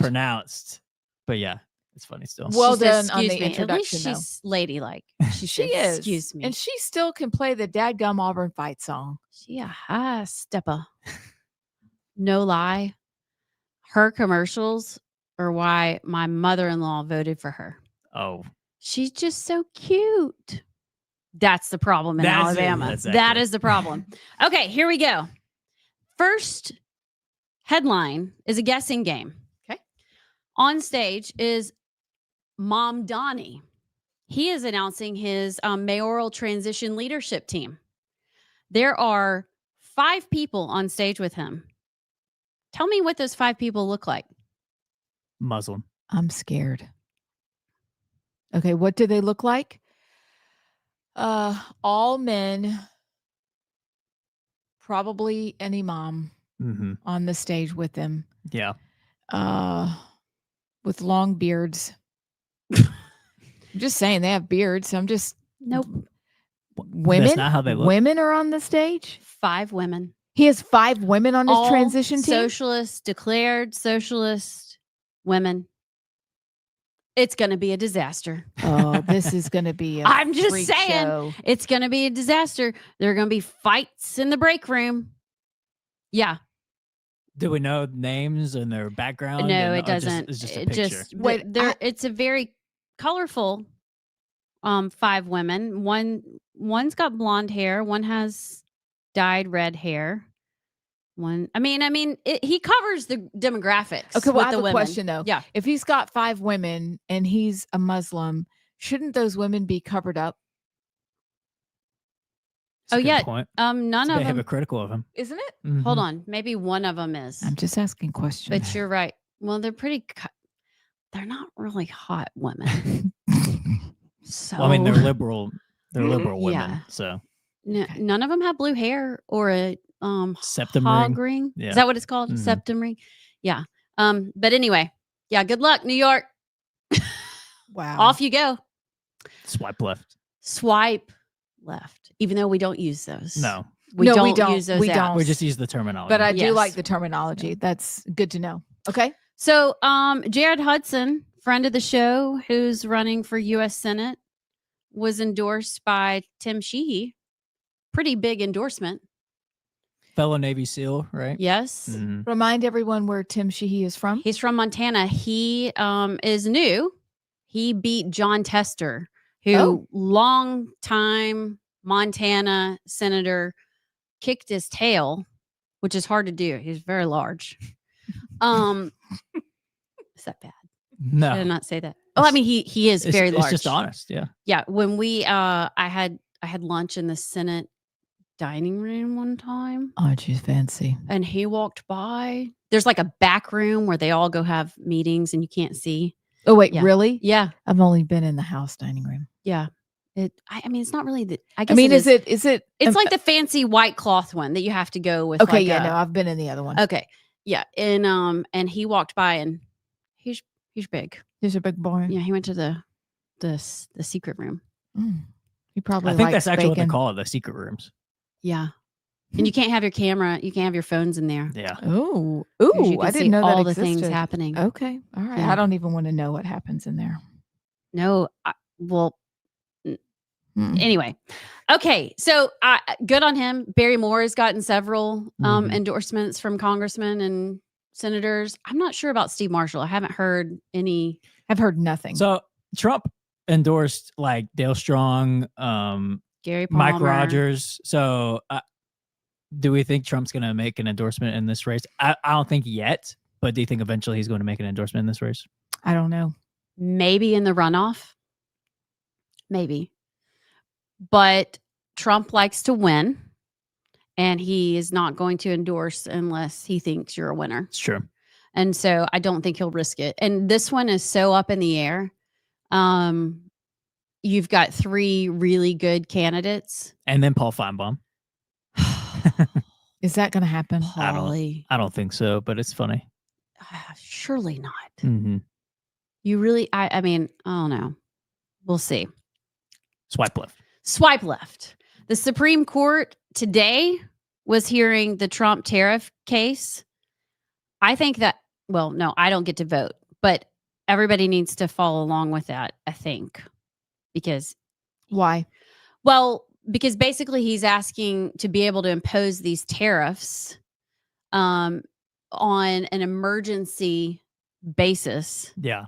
And Across the board tariffs. yeah. Yeah. So it's going to be interesting to see how the Supreme Court rules on that.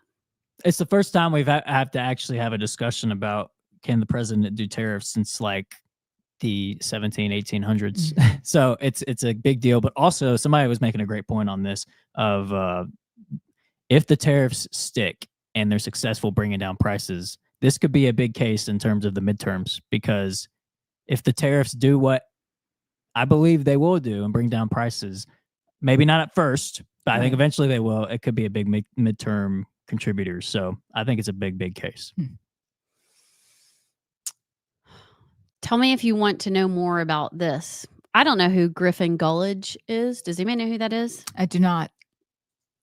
He says, I am a pastor. I love Jesus. I love worship music. But I want the Auburn Tigers warming up to music that makes them want to hit someone. I like this person. So let's guess. Let's play a little game. Okay. What did Hugh Freeze have the team warming up to as they went out onto the practice field? It was contemporary worship music, wasn't it? You read this story. Wait. Really? No wonder we lose. They were warming up to that? Hillsong United. Oh, that's awful. I mean, we don't have to say all the words, but like, I'm thinking Hillsong's not getting it done. I'm pretty sure that makeout / Christian music isn't doing it for anybody. You make out to Hillsong? No, but people, it's like they do makeout music. It's like the Christian version. I've never heard It's like the Christian version of makeout music. And we're like, oh, isn't this great? It's terrible. It's terrible.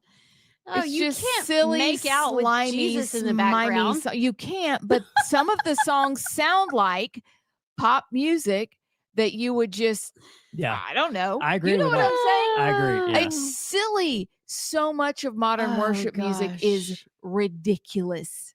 Shine on. It makes it about the person instead of God. A, but B, ugh. But no, we need to like work out and just pretend that AC/DC isn't the title, but perhaps like Back in Black would be better. Thunderstruck. Thunderstruck. How about the Immigrant Song? No pun That's a good one. intended. That's a good song. We could do Welcome to the Jungle. What y'all are? No, that would not be what. This is a good question. What is that? What y'all would choose for your warm up, like your hype song? I mean, it'd be hip hop for college football players. Okay, Yeah. well, that's what I would choose too. Okay, yes, hip hop. Okay, but not nasty hip hop. Well, it would be nasty hip hop. Oh. Yeah, but What it could would be y'all clean. choose? It would be clean. What would I choose? Yeah, it what's would your be, hype music? It would be NF. It would What's be NF. NF is a rapper. It's a Christian rapper, isn't he? Yeah, but you don't.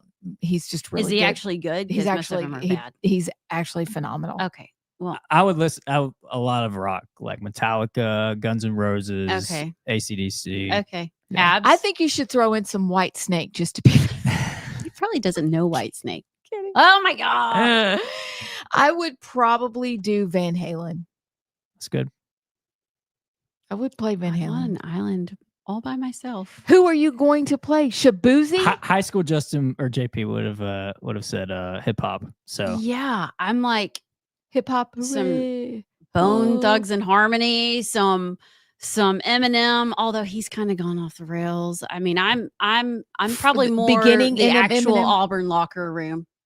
Okay. Yeah, It's okay. or Will's locker room. Yeah, he does have Yeah. a locker room. But I don't like the bad words. I would have the clean versions, which kind of makes it.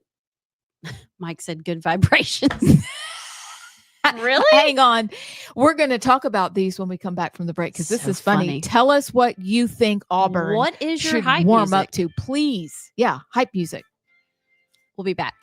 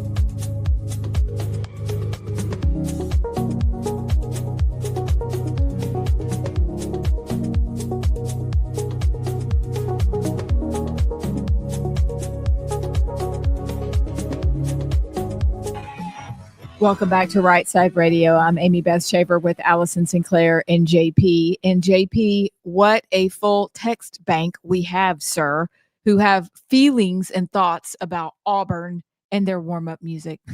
Well, first, I mean, I think John from Huntsville's on the YouTube was pretty funny. He said, "Final countdown by the band Europe should be Auburn's hype music because the countdown to the end of their bowl chances is well underway." Let's just be done. We're at 0. Let's see here.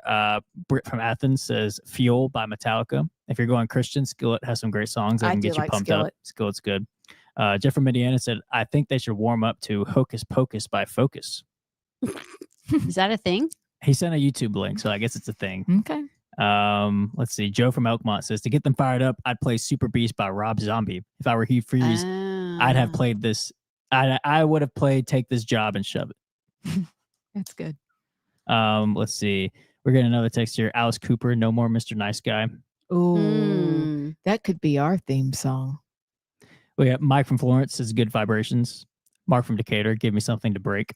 Steve from Huntsville, "Let the Bodies Hit the Floor." Okay, I don't know those songs. These are our hardcore metal rock songs. Okay, most of so these. you might have to Okay. play some of those. Yeah, perhaps. Copyright. Oh, Those deadgum copyrights. dag nabbit. I Have the Tiger because Auburn Okay. Tigers is one of them. Okay. I think that's all the song suggestions we have now, or the song recommendations. Yeah. What was your song? I'm just some really good rap. Okay. Probably, But you didn't give a it's bad specific rap. song. Ugh. Can you give one that Like my walkout Yeah. song.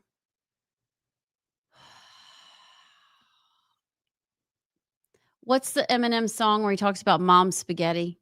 I don't Oh, know. that's I don't know. Lose it. Lose It. Yep. Yeah. Something like that. But I don't know. This is kind of like our food, our show food.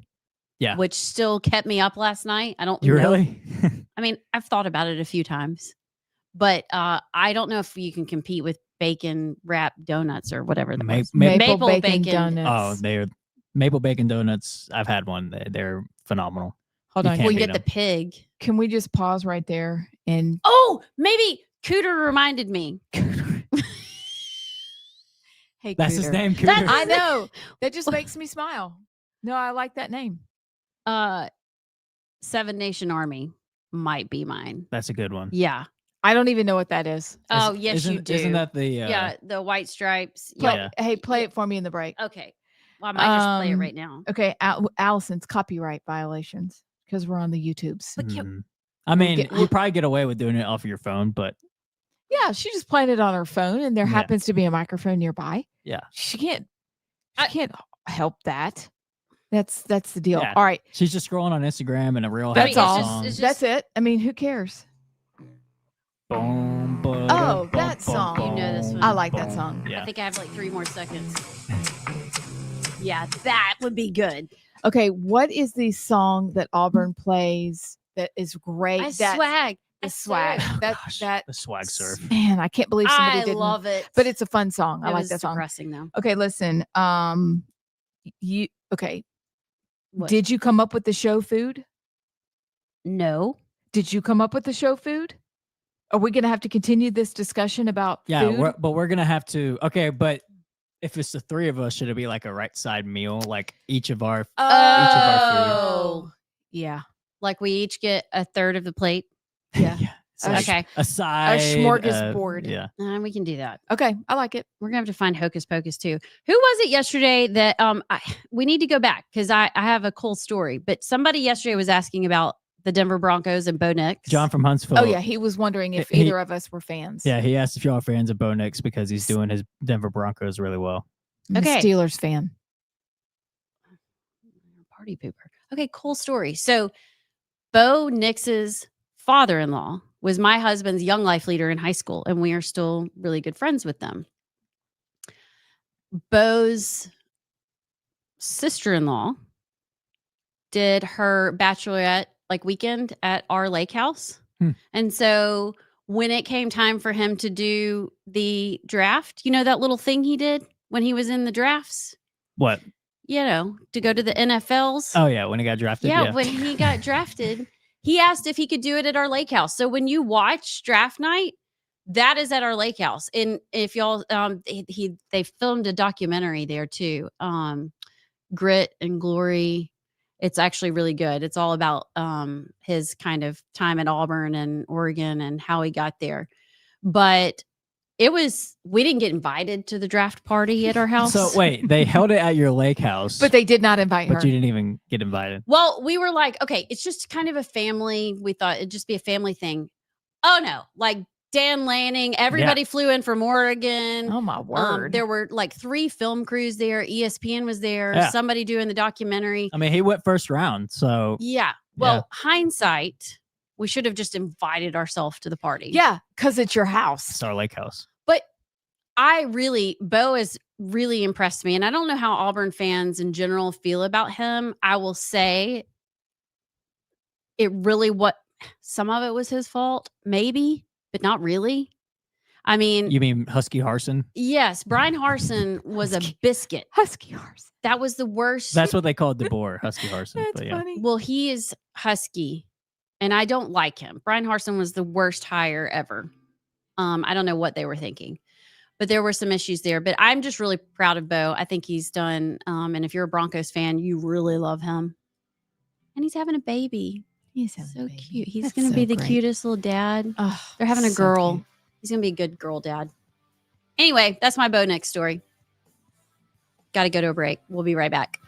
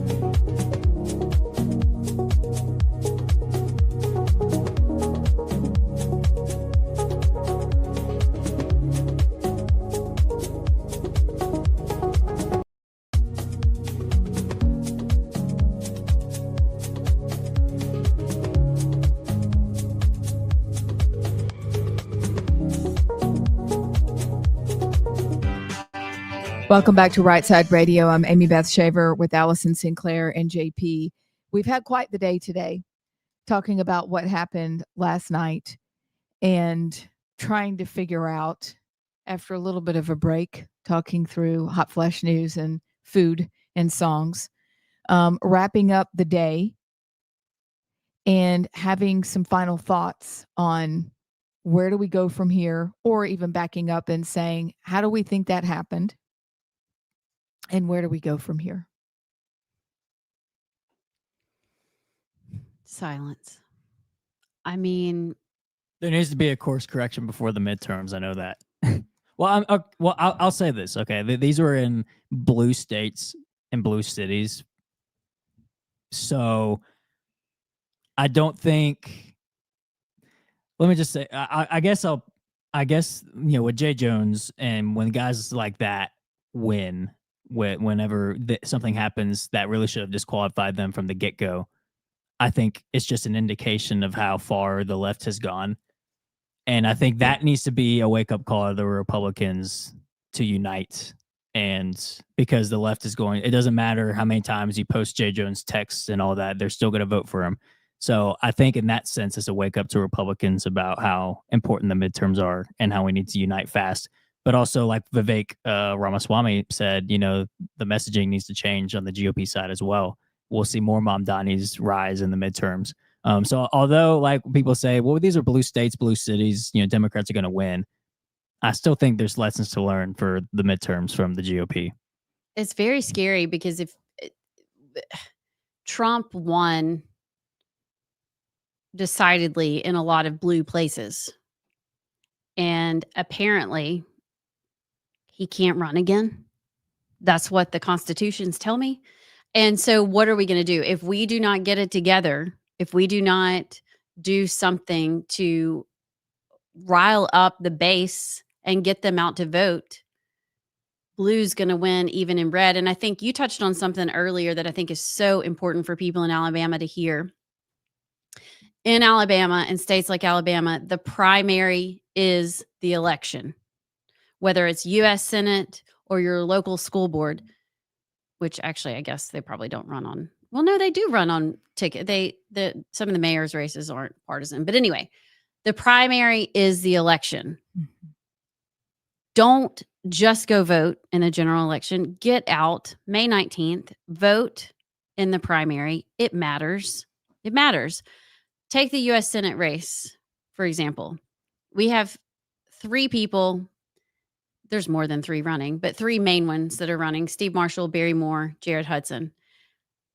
All very good people, very good politicians, very, very different personalities, different missions, different ways of getting things done. So it's easy to say, you know what, actually, their votes, and this may be true, like their votes might not differ that much.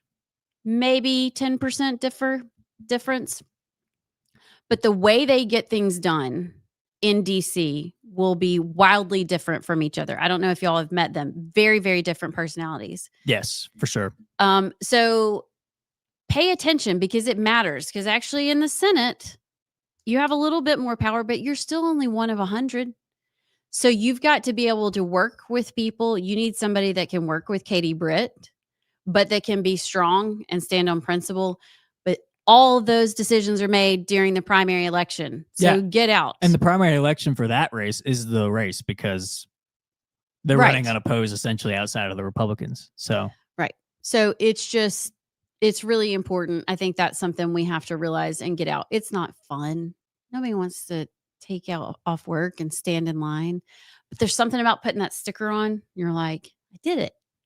And that's the only way we win. Chris texted, that's my husband, and said the red states have to get redder. I don't know if that's a good idea. It's a hard thing to do, but it only happens if it's happening with what both of you are saying, that you decide you're going to get involved and then you just go and get involved. I think we really, as Republicans, and we've all touched on this today, Republicans, we got to stop being so stinking selfish. We are so out for ourselves. and what we can get and what we can do. And look at me, I'm so great. We have Republicans that just don't even talk to each other because one person says something we don't like and then we're done with them. And you look at the Democrats and they stay on message regardless. Yeah. Look, We are very bad at that. Jay Jones got nothing but support. Nothing. Mhm. And we saw kicked what he a said. puppy yesterday. Did y'all Yeah, see I him did. kicking that I mean, dog? he Mhm. is a dirt bag of a human being, and they are like, we're sticking with our man. And we're like, oh, she looked the wrong way. We're done with her. Tucker says the wrong thing. We're done with him. Are we really so fragile that we can't keep it together? Or do we just not mean what we say and we're a big tent? I mean, really, we had this debate over when we had the different speakers at the Republican National Convention, and we are allowing those people to speak. I mean, really, do you want people to help this country get better or worse? So I think as Republicans, we've got to do a long, hard look in the mirror and decide to come together and stop fighting and being idiots. Stand on what matters, come together where you can, and then work all the other things out. But this is not a good look for us. We have to make life more affordable for y'all. We got to talk about that. But then we also have to get serious about our school systems and understanding and admitting that we red washed, and by that I mean communistic, red washed our schools, and we have for about 100 years. But Common Core lit that fire, and we are dealing with the consequences of that fire because we thought everything was fine. We're not allowed to talk about teachers. They are doing the Lord's work, and they are. But we also have to get real serious about what's going on in schools, and that's up to our school board and our legislature. They need to get rid of Common Core and get back to what works. And we were on the path to what worked before Riley opened the door to this dumpster fire called Common Core. Talking about Bob Riley. Yes. Not Riley Gaines. That That's where my big love Yeah, for I Riley had to- Gaines. No, Bob Riley. Appreciate y'all. But that's what happened. That's just the fact. It doesn't mean you didn't do good things. So nobody text us and be mad that I said that. I'm sorry. This is what I'm talking about. Yeah. We're not allowed to speak about things because we're Republicans. We don't speak about each other. Yes, you do all the time. This is another action item kind of thing that I've noticed spending time in Montgomery and talking to legislators. It is a lot to keep up with. Like we still have kids in the public school, and so we kind of get insight into that. But what you're talking about, engage your legislature, your legislators, and kind of educate them on what is going on. Like, take them things that are happening in your school. Don't be scared to do that, because a lot of what I feel like happens in Montgomery is kind of unintended consequences. They think something like the mental health bill that was passed years ago, where now every school has a mental health counselor and they can counsel your child without your permission. They can test your child for all these things. They can put your child on a list of high risk, or they can diagnose your child right there. We're spending millions of dollars to do that. Sounds great. It's very, very concerning, because you as a parent no longer have control over what your child, and someday I'll get into a story that happened at our school. It's tragic. But some of what happens with the Bob Rileys and the Common Cores is it sounds really good, and they just don't know. It's an unintended consequence. They think it's going to be better. Go talk to them and tell them that it's not. It and some of these things that they're doing. So some of it falls back on us to do some of the hard work to educate our legislators, because the only people in their ears, honestly, there's a few, well, yes, there's the money, but it's the lobbyists. The lobbyists are there every single day. And there are a few like Eagle Forum, and there are a few organizations that can pay someone to be there every day of session as well. But everything happens in the hall. And if you aren't there in the hallway, if you aren't there when these things go down, you really miss out. And it's hard as an average Alabamian to make these things happen, and to, but they do listen. Like 2 years ago, I put together a spreadsheet of all the terrible things that I found on my daughter's Chromebook. And she did. She literally did. These books, I mean, the pictures, the words, the information, it was awful. So I made like a presentation, and I actually got it in front of Speaker Nathaniel Ledbetter, who is not the most conservative person in the room, probably ever. Not true. Well, Maybe yeah. if Wanwan Gavan's there. Yeah. But he was just like in awe of what I was showing him. He had no clue. Mhm. And that's on us. You know, we have to stay engaged. And actually, to his credit, he passed the obscenity law bill, and then the Senate killed it for another day. But anyway, talking about what we can do, that's another thing. We have to educate, because a lot of times they just they don't know what they're doing and how that impacts our kids or down the road. It sounds good. Yeah. Sorry, I caught the chair over your shoulder. I didn't mean to smile. The folding chair. Montgomery chair. Y'all. It's not in frame right now, but it's there.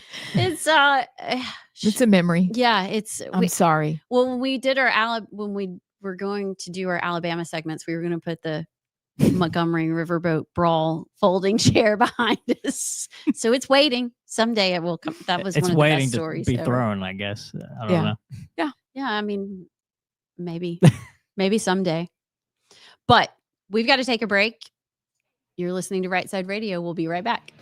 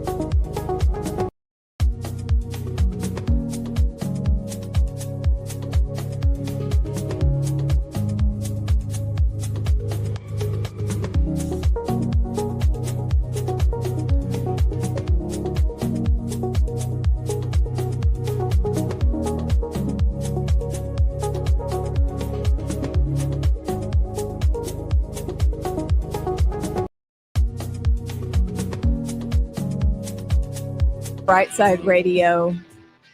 We're at the end. It flew by, like 5 minutes have passed. I'm Amy Beth Shaver with Allison Sinclair and JP. Allison, what are we doing now? I'm giggling. Do y'all want to? Okay. We clearly love to laugh and have fun because life is heavy. And what is happening in America right now is heavy, but you got to balance it with a little bit of fun. Also, we're new. JP's not so much, but like I think just a good few minutes of would you rather? Okay. Would Put a bow on that show. would put a bow on it and we could get to know each other a little bit. Okay. And maybe perhaps even Jim from Meridianville, Alabama will giggle. Okay. Let's do our best. Or your worst. Okay. Okay.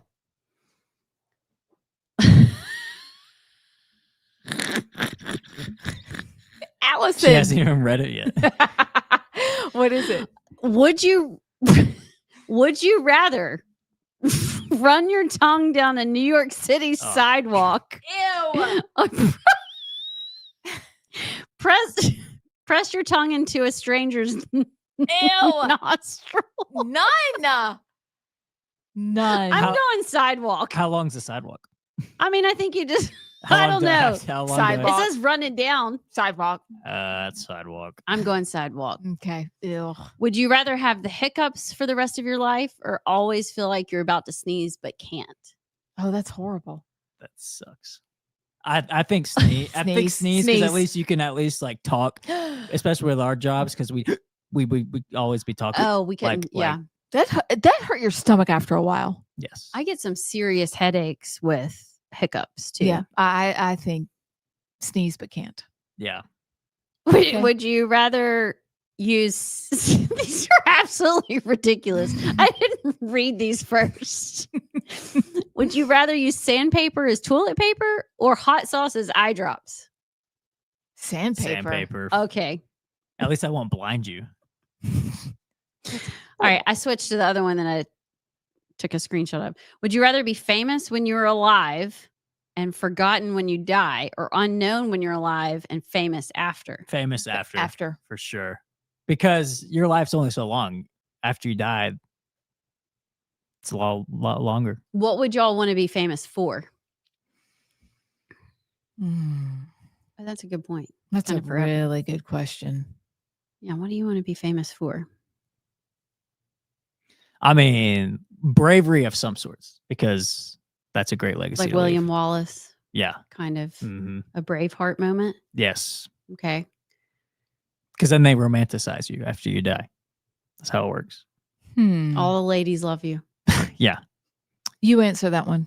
Oh gosh.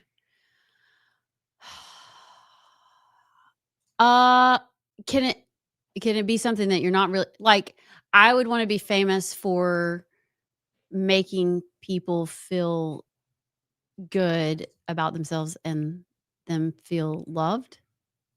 But that's not really a famous thing. But I think that's what I would want to be known for. Like being an encourager, Why? building I was about to say people the up. same. Oh, were you really? Yeah, I would say that. But but this is our show, so if we want to add some extra things, it's okay. Yeah. I mean, I just think you just want to be, well, I guess we should all say first and foremost. God, obviously. Yeah. Okay. But so that's I think that was a given. wise. okay. Wise Wise. and encouraging. Okay. Would you rather go back to age 5 with everything you know now, or know now everything your future self will learn? Oh, wait, that makes my head hurt. I had fun when I was 5. I was on the swim team. Yeah. I don't want to know what I know now when I'm 5. 'cause Yeah. Then, I That's- think, Gosh, that ruins innocence. I think knowing what The I second one. Yes. Okay, so that's a follow-up question. If you could go back to any age, what would it be and why? My 17-year-old self. 17. Mhm. Wow. Okay, why? I would just tell her to enjoy the ride. Okay. Just calm down. But did you like her? I liked her, Okay. but I would just tell her, go ahead and be done with people pleasing now. Life's way more fun. Life's way more fun because you're never going to please people. I would tell her to, yeah, don't be a people pleaser. Be a God pleaser. Everything will be fine. And then enjoy what's coming.